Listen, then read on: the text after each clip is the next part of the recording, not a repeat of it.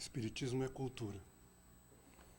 Fazendo o estudo, para me preparar para trazer o tema para vocês, eu aprendi uma nova palavra. Polissêmico. Todo texto bíblico, ele é polissêmico. Jesus, então, os seus ensinamentos são altamente polissêmicos. Mas o que é polissêmico? Polissêmico é aquele texto que possui muitos sentidos. É todo aquele ensinamento, pequenas expressões, que traz ali contido muito mais do que está aparentemente.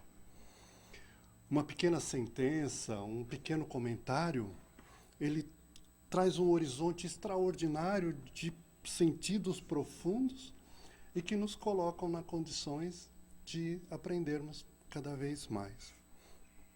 Isso é lógico, é um estudo, leva muito tempo, até que nós comecemos a conseguir enxergar outros sentidos nos ensinamentos que a Bíblia e o Divino Mestre nos traz. Na semana passada, vocês devem ter sentido a falta de algumas pessoas. Eu, a Temis, a Tânia, a Lourdes, a Dalila, estávamos em um local lá no norte de Nova York fazendo um estudo de uma parábola. Nós ficamos sexta à noite, sábado e domingo, estudando uma parábola. E a mesma parábola que eu vou trazer hoje. O Dene também, há pouco tempo atrás, falou também de uma maneira muito bonita sobre a mesma parábola que eu vou falar. Mas acreditem, tudo que eu vou falar hoje, nós não estudamos lá nesses dias todos. Muito pouco do que eu vou falar hoje o Dene falou. Isto é o polissêmico. Uma mesma parábola traz tantos ensinamentos, tantas coisas que nós podemos ficar aqui dias e dias estudando e vamos descobrindo novos sentidos. E vamos descobrir novas coisas maravilhosas que os ensinos do Divino Mestre Jesus nos trouxe. Eu vou falar sobre pecado. Quando a gente pensa pecado, a gente lembra do quê? Adão e Eva. Adão e Eva. Pecado, o pecado original. Não é isso? Vocês lembram da história? Deus, depois de, como muito poeticamente Vinícius de Moraes nos coloca, Deus, depois de ter criado todo o universo, de ter criado toda a terra, colocado todos os animais, ter feito todo aquele trabalho maravilhoso, para não ficar com as vastas mãos abanando, resolveu criar o homem. E a mulher da costela do homem. Assim foram criados Adão e Eva no paraíso, lugar maravilhoso. Mas Deus criou também uma situação muito perplexa. Porque Deus disse a Adão e Eva, depois de todo o trabalho feito, vocês podem fazer de tudo o que queiram aqui no paraíso, porque vocês são senhores e donos dele. Mas não devereis comer do fruto desta árvore, que é a árvore do conhecimento. Mas Deus, quando criou o homem, criou a mulher um pouquinho diferente.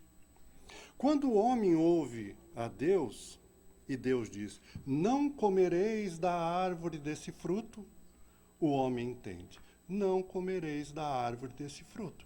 Mas quando a mulher ouve Deus dizer, não comereis da árvore desse fruto, a mulher escuta, coma. E ela foi comer do fruto. E Deus fez a Eva tão charmosa, tão formosa, que não há Adão que resista, até os dias de hoje. E Eva chegou para Adão, levou o fruto, e Adão comeu do fruto da maçã. Consequência, foram expulsos do paraíso. O pecado original. Depois inventaram, porque a Eva de tanto deve ter falado ali, inventaram a tal da cobra, aquilo, tudo. É para amenizar a questão da Eva, E aí se criou, então, todo este simbolismo para falar do pecado. Jesus contou a mesma história, o mesmo princípio, usando outras palavras, totalmente diferente daquela história de Adão e Eva. Eu vou contar mais ou menos do jeito que eu entendo. Um dia o filho chegou para o pai e disse para ele: pai, olha, para mim, eu vou dizer, eu queria que o senhor tivesse morto. Eu não estou muito preocupado com o senhor, não. Estou preocupado comigo mesmo, com a minha herança. Então, para mim, se o senhor tivesse aí, mortinho, seria muito melhor. Porque eu podia gastar o dinheiro do jeito que eu bem entendesse. Sem estar aí tendo que obedecer um monte de regras aqui em casa, essa história do que é certo. Não. Eu quero o meu dinheiro. E se o senhor puder me fazer um favor, assina o cheque aí em meu nome, ou se quiser depositar na conta, pode depositar, porque eu vou ficar muito feliz e eu vou gastar o dinheiro do jeito que eu bem quero. Porque, na verdade, eu quero ser dono do meu nariz. E eu estou cansado de ter que obedecer ao senhor. É mais ou menos essa história. Vocês conhecem essa história? É mais ou menos a história que... Né? Eu queria que o senhor tivesse morto mesmo, porque eu quero a herança. Não quero saber de obedecer. Eu quero liberdade, eu quero poder fazer o que me der na telha. Então, tanto na simbologia de Adão e Eva, quanto na simbologia da parábola que Jesus nos trouxe, está ali o pecado. Comer maçã é pecado? Eu tinha um amigo meu, coitado, que ele levou muito ao pé da letra, ele ficou anos sem comer maçã, porque ele achava que se comesse, estava impondo pecado dentro dele. Comer maçã é pecado? Qual foi o pecado de Adão e Eva? Desobedecer a Deus? Mas que Deus? Porque hoje em dia nós temos Deus, tem Jeová, tem Alá, tem dinheiro, porque para certas pessoas Deus é dinheiro. Desobedecer a Deus é pecado? Alguns dizem assim, não, pecado é ir contra o que está na Bíblia. Mas que autoridade? Para muitos, a Bíblia não tem autoridade nenhuma.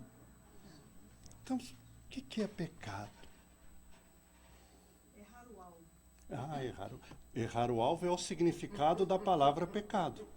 A palavra pecado, no aramaico, no hebraico, né, significa errar o alvo. É verdade. É cultura. Mas, na verdade, o que a Bíblia, lá no Velho Testamento, procurou dizer sobre pecado, e que Jesus veio reforçar na história do filho pródigo, é que, na verdade, o pecado deles foi querer ser Deus. Foi querer ser igual a Deus. Estabelecer as suas próprias regras. Não aceitar as regras que Deus queria colocar. Essa história toda. O grande escritor russo, Dostoiévski, ele tem num dos seus livros uma frase que bem simboliza isso. Ele diz, se Deus não existisse, tudo seria permitido. Por quê? As regras foram estabelecidas por Deus. As leis foram estabelecidas por Deus. Então, se ele não existisse, vale tudo. Não tem problema. Então, na verdade, todo este simbolismo que traz no Adão e Eva, no filho pródigo, é esta vontade de querermos ter autonomia em relação às leis de Deus. Nós queremos liberdade. Pai, dá-me a minha parte da herança. Não estou preocupado com o senhor. Não estou nem aí com o senhor. Quero saber de mim. Eu quero o que é meu. Olha, Deus, eu quero até estar no paraíso, mas eu não quero a sua presença no paraíso junto comigo. Eu quero a liberdade. Ou então a gente fala para ele assim, Deus, cai fora. Esse papo aí de evolução, de sofrimento, não. Eu quero ser perfeito já. E, se possível, sem esforço. Eu quero editar, eu quero ditar as minhas próprias leis. Essa história de consciência, de bem e mal, de certo e errado, eu quero as minhas próprias regras. Eu quero jogar o jogo do jeito que me agrada. Isto é pecado. E é isto que foi simbolizado na parábola.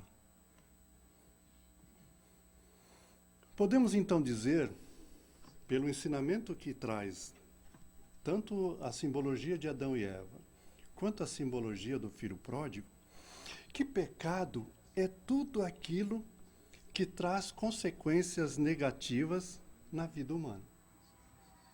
Então, todas as vezes em que nós formos querer ser Deus, vão ter consequências. São duas leis que estão aí. A lei da liberdade e a lei da responsabilidade. Lei de causa e efeito. Então, Jesus foi magistral a mostrar isso para nós, e ele usou imagens que nós vamos ver que foram muito fortes, de quando o filho quis se rebelar contra as leis do pai e quis ditar as suas próprias regras. Quando começou a viver, e vocês vão ver as palavras que Jesus usou, como elas se encaixam perfeitamente naquilo que nós estamos lá. Porque quando a gente começa este movimento, a gente começa a perder a capacidade de enxergar o que nós estamos fazendo. De perceber como é que nós estamos vivendo. A gente começa a perder a capacidade de enxergar a si mesmo. A perceber o risco que a gente está correndo na nossa própria vida, ao tentar estipular as próprias leis. A gente perde a régua com que a gente pode medir o comportamento humano. E perde o juízo, perde o bom senso, perde o sentido de si próprio. Porque o pecado, essa nossa insistência em criar as nossas próprias leis, ele nos arrebata de uma maneira tão grande, ele nos cega, que no fundo, ele nos torna cativo daquilo que a gente mais deseja. E não cativo no bom sentido, cativo de prisioneiro. Porque quando a gente começa a ir nesse processo, a gente perde a autonomia. A gente começa a perder a nossa própria vontade. Porque a gente vai perdendo pouco a pouco o contato com a nossa identidade. E acredite em mim, nós vamos perdendo todas as características que nos tornam humanos. Pense numa pessoa que está obcecada por uma vingança. Eu sei que vocês nunca passaram por isso, mas vamos assim, tentar fazer um esforço. Assim. Imagina alguém que quer fazer uma vingança. Ele deseja tanto o mal da outra pessoa, ele deseja tanto fazer ações que ele acha que ele tem a justiça de desejar, coisas tão desesperadas para prejudicar aquela pessoa, que sem perceber, ele começa a correr riscos tão grandes que ele acaba prejudicando a própria vida dele. Pense numa pessoa que se envolve num relacionamento ilícito, que fica perdidamente apaixonado, mas essa relação não é lícita. Num piscar de olhos, ele causa profundo sofrimento às pessoas que ele mais ama. Pense numa pessoa dominada pelo ódio, pelo ressentimento, aquela pessoa dominada pela mágoa, aquela mágoa profunda. Ele me lembra a história daquele cara que todo dia tomava veneno e esperava que o inimigo dele morresse. Porque é isso que nós fazemos. É isso que nós fazemos nesses processos. E Jesus diz: o filho mais novo reuniu tudo o que tinha e foi para uma região distante. E lá desperdiçou os seus bens vivendo irresponsavelmente. Olha as imagens que Jesus vai nos trazendo, para a gente associar. Né? Primeiro, para onde ele reuniu tudo. Tudo que é meu. E para onde que ele vai? Mais distante possível. E o que ele faz lá? Desperdiça. E de que maneira? Irresponsavelmente. Olha as palavras, olha as imagens que Jesus está nos trazendo. Esse é o processo, gente. Este é o processo. Porque quem vive nessa situação desperdiça. Desperdiça significa que ele vai começar a somar perdas. Uma perda atrás da outra. Às vezes ele perde a sanidade, perde a saúde, perde a família, perde todas as pessoas que ele ama. Insistindo nisso, ele começa a perder a reputação, a credibilidade, perde a dignidade, perde dinheiro, perde os bens que ele conquistou, perde tudo aquilo que ele construiu.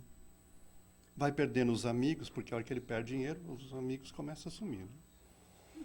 Perde os vínculos de afeto.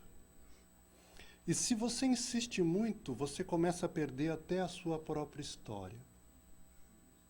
Quem você foi. Porque os outros não conseguem mais te reconhecer. Nossa, fulano mudou tanto. Não dá nem para entender. Ele era tão diferente como ele é hoje. E a gente vai. Porque quem entra neste caminho, na verdade, perde o rumo. Começa a andar sem sentido. Sem saber para onde vai. Porque vai cada vez mais se distanciando de si próprio. E Jesus, seguindo no ensinamento, ele usa uma imagem que eu não sei para vocês, mas para mim foi muito forte. Porque ele diz assim: ele desejava encher o estômago com as vargens da alfarrobeira que os porcos comiam.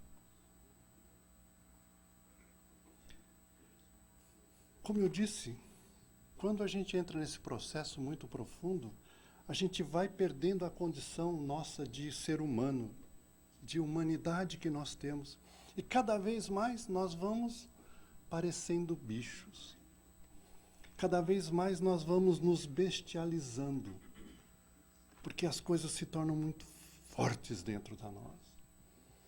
E este processo de bestialização começa quando eu começo a querer viver não de acordo com a minha consciência, não de acordo com o que está aqui, mas simbolicamente de acordo com o que está aqui. Eu quero só atender os meus instintos, os meus apetites para as coisas mundanas, para as necessidades do meu corpo. E nós vamos entrando neste processo de bestialização dos instintos. Então, as pessoas, nesse sentido, quando elas têm fome, elas comem. E quando elas comem, elas não conseguem parar de comer. Essas pessoas, quando têm sono, dormem. Não importa onde. Quando elas querem gritar, elas gritam. E como gritam? Quando elas querem agredir, não importa quem seja, elas agridem. E às vezes agridem fundo. Quando elas têm ódio, quando elas têm ódio, é sem dó nem piedade. E até quando são alegres, quando estão ali naqueles momentos de alegria, elas se entregam a esta alegria de uma maneira tão sem medida, tão profundas, tão sem censura a si próprio, que até nisso há um exagero muito grande.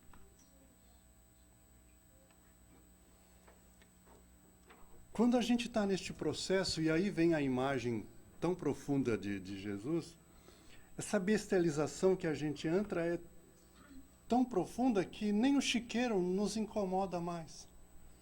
O cheiro... Vocês já foram perto do chiqueiro? Já foram? É?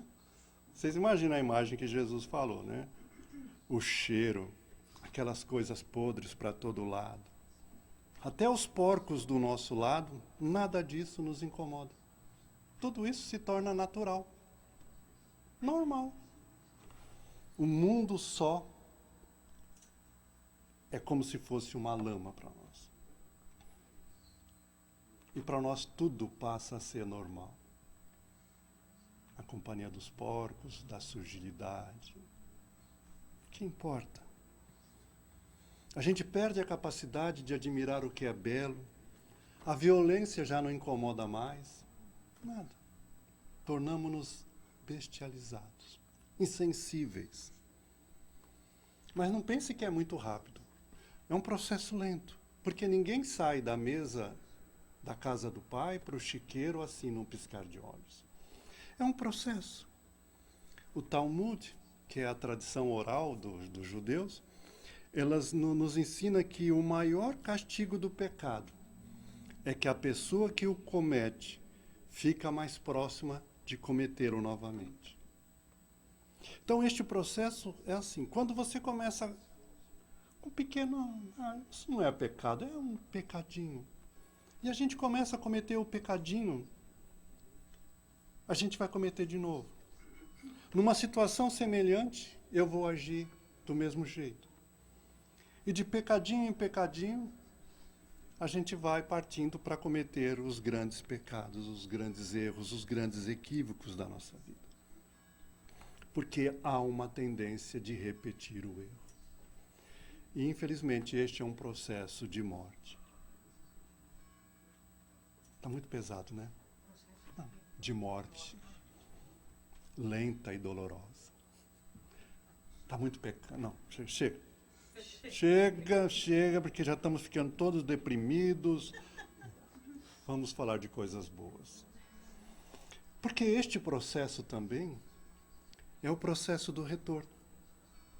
Porque da mesma forma que de pecadinho em pecadinho a gente vai se afundando cada vez mais, de pequenos desafios que a gente vence, em pequenos desafios, cada vez que a gente vence uma tentaçãozinha, de comer um docinho a mais, de calar a boca ao invés de responder, essas pequenas tentaçõezinhas a gente vai fortalecendo.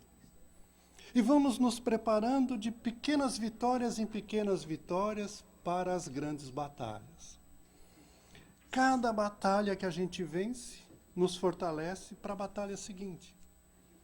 Nos faz mais fortes. E essas pequenas conquistas vão fazer uma grande diferença quando a gente tiver as grandes batalhas.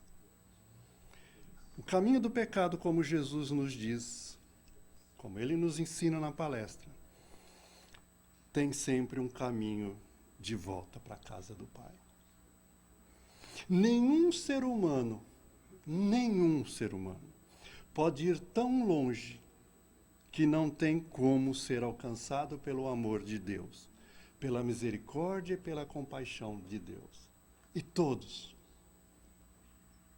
mais cedo ou mais tarde, vão começar a procurar o caminho de volta. É inevitável. E esta é a boa notícia.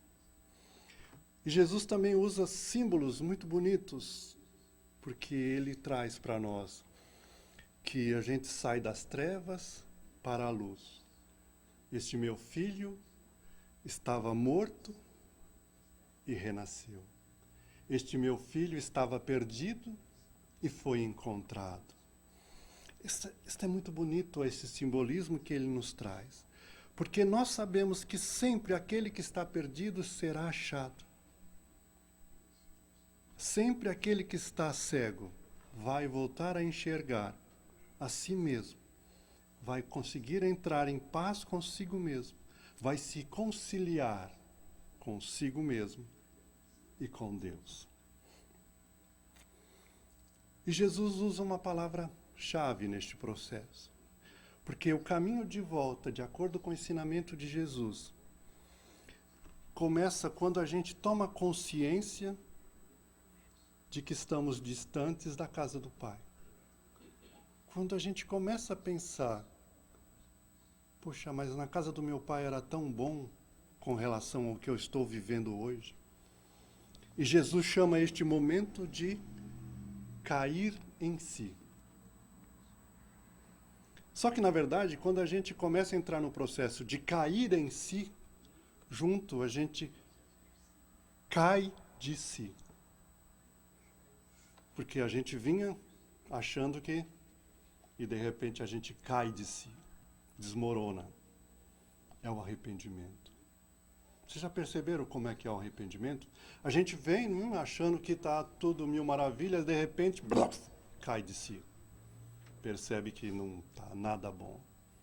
Que a gente só estava se enganando, se cometendo. Então, quando a gente cai em si, a gente cai de si. E começa tudo de novo.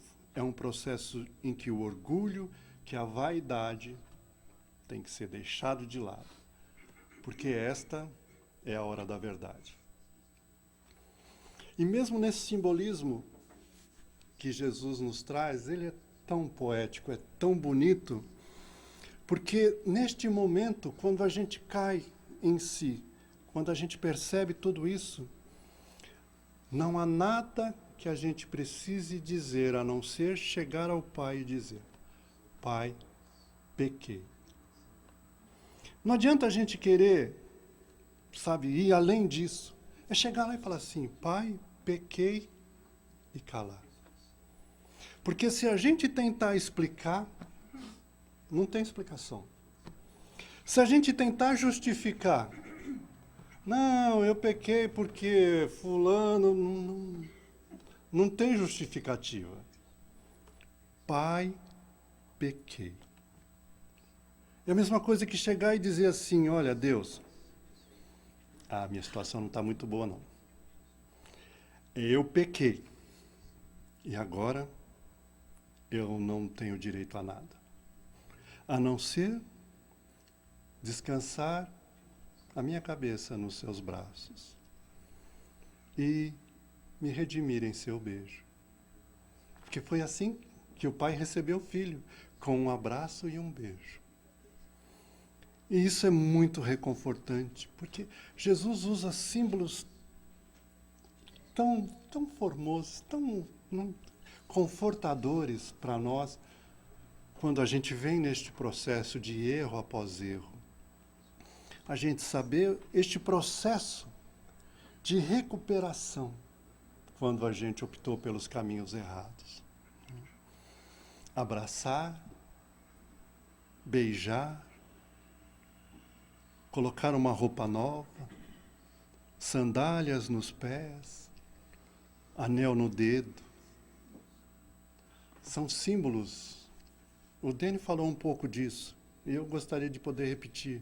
Mas são símbolos deste processo do nosso reencontro com nós mesmos e com Deus, que é um processo tão fundamental e tão marcante na vida de quem errou. Onde é que ele estava mesmo antes, quando ele caiu em si? Onde que ele está? No chiqueiro. No chiqueiro. Então, se você está no chiqueiro, como é que está a tua roupa? Vocês já imaginaram? Imunda. Então, olha aí, quando o pai vê, qual é a primeira coisa que o pai faz? Tragam roupas novas para substituir esses trapos imundos que ele vinha usando. Isso significa, olha, que este processo de retorno é um processo que, com o auxílio de Deus, nós vamos nos purificando das sujeiras que nós fomos acumulando quando estávamos em erro. Roupas novas, roupas limpas, cheirosas. As sandálias o Denis explicou para nós, quem é que andava descalço? Eram só os escravos. Então, quando o pai pede para trazer as sandálias para ele, significa que mais do que ter sido purificado, mais do que ter sido perdoado, ele foi aceito pelo pai, não na condição de escravo dos vícios que ele trazia, mas de alguém que é da família e que está de volta. A condição de filho foi recolocada. Ele veio se apresentando humildemente na condição de querer ser um servo. Mas o pai diz, não importa quão grande é o seu erro, você sempre será meu filho. E por fim o pai dá um anel. O anel é o símbolo da autoridade. A autoridade que o filho nunca perdeu. Espera aí que eu apertei 2 vezes aqui. Preciso me voltar aqui que eu perdi uma... Aqui. Então Jesus, dessa maneira, nos mostra que o caminho de volta à casa paterna é sempre na condição de filho amado por Deus. É sempre na condição de que o amor de Deus por todos nós, ele é muito maior daquilo que a gente imagina, que a gente sequer consegue medir de acordo com o nosso tamanho. O pai veste o filho com roupas novas, perdoando toda a afronta. Porque o filho, quando saiu, qual era o desejo no coração dele? Que o pai morresse. Que o pai já não estivesse vivo. E o pai, usando da mesma linguagem, diz, este meu filho estava morto e agora revive. Assim como no coração do filho, o pai que ele queria que estivesse morto para ele pegar a herança, agora está muito vivo no coração dele, porque ele vem de encontro ao pai de novo pedindo perdão. E o pai diz, não era eu que estava morto, era você. E agora você revive. Oferece as sandálias, restituindo de novo a condição de filho. E quando dá o anel, ele reafirma para o filho, apesar de você ter gasto de forma irresponsável a metade daquilo que era meu, eu lhe restituo a autoridade, dizendo que, novamente, toda a herança daquilo que eu tenho volta às suas mãos. Vocês não perdem a condição daquilo que é a maior herança de Deus. E qual é a maior herança de Deus para nós? Agora vamos esquecer o filho e nós. Qual é a maior herança que Deus deu para cada um de nós?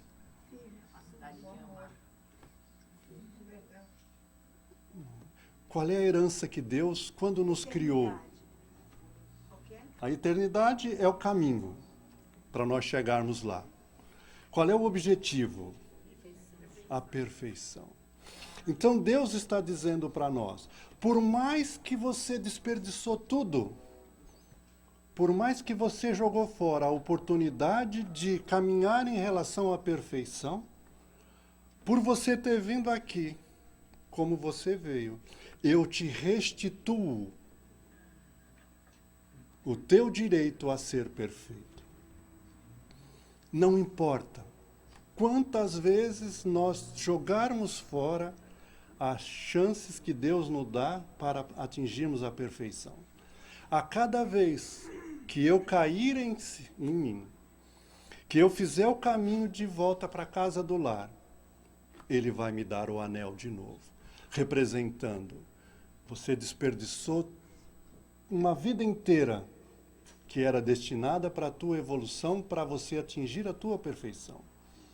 Mas está aqui de novo, o seu direito de ser perfeito. Quantas vezes nós fizermos este movimento tantas vezes Deus vai nos dar de novo esse direito. Então, estes 3 símbolos representam, na simbologia de Jesus, uma vida completamente restaurada. A purificação dos nossos erros na roupa nova que nós vamos receber. As sandálias, nas condições de que nós nunca vamos perder a paternidade divina. E o anel, que significa, por mais besteira que você fizer, eu lhe dou de volta o caminho de você atingir a perfeição. Se pecar é errar o alvo, cada vez que a gente errar o alvo, ele diz, toma aqui a flecha, o arco, está lá o alvo, tenta de novo, meu filho, até acertar. Não importa quantas vezes nós errarmos. Só que isso não pode servir de desculpa, porque nós vimos lá que quando a gente erra não adianta vir com desculpas. Tem que haver humildade e reconhecimento. Pai, eu pequei. Porque se a gente tentar justificar, se a gente tentar fazer o que for, que não reconhecer o erro, não vai adiantar. Então, há um simbolismo que, apesar de no início ser tão pesado, quando a gente começa a ver, e é pesado por quê? Porque eu não sei vocês, mas eu enxerguei muito de Adão em mim, eu enxerguei muito de filho pródigo em mim. No começo, quando a gente erra, quando a gente comete tantos desatinos, quando a gente comete tantas atrocidades, tantas burrices, não é? Então isso pesa por quê? Porque a gente cai em si de que, puxa vida, isso aí é um pouco de mim também. Mas quando a gente começa a ver a segunda parte, de que o Pai nos acolhe, que o Pai nos recebe com este imenso amor, dá um alívio. De saber que não importa o quão longe a gente possa ter ido, o caminho de volta sempre é possível, sempre está ali à nossa disposição. A porta da casa do nosso Pai sempre estará aberta. O abraço sempre estará disponível, o beijo sempre estará nos aguardando. A roupa nova, a sandália, o anel sempre estarão à nossa espera. Não importa aquilo que fizermos. Agora, o reino das trevas joga muito pesado, gente. O caminho do erro, do mal, é o caminho da destruição. Mas Jesus venceu o mal. E a todos, Jesus oferece o caminho da volta. Porque Jesus veio até nós para dar vida. E vida em abundância. Com direito a roupa nova, sandália, anel no dedo e tudo mais. Porque Jesus é o caminho, a verdade e a vida. E ninguém mesmo, vai ao Pai, se não for através dele. Obrigado.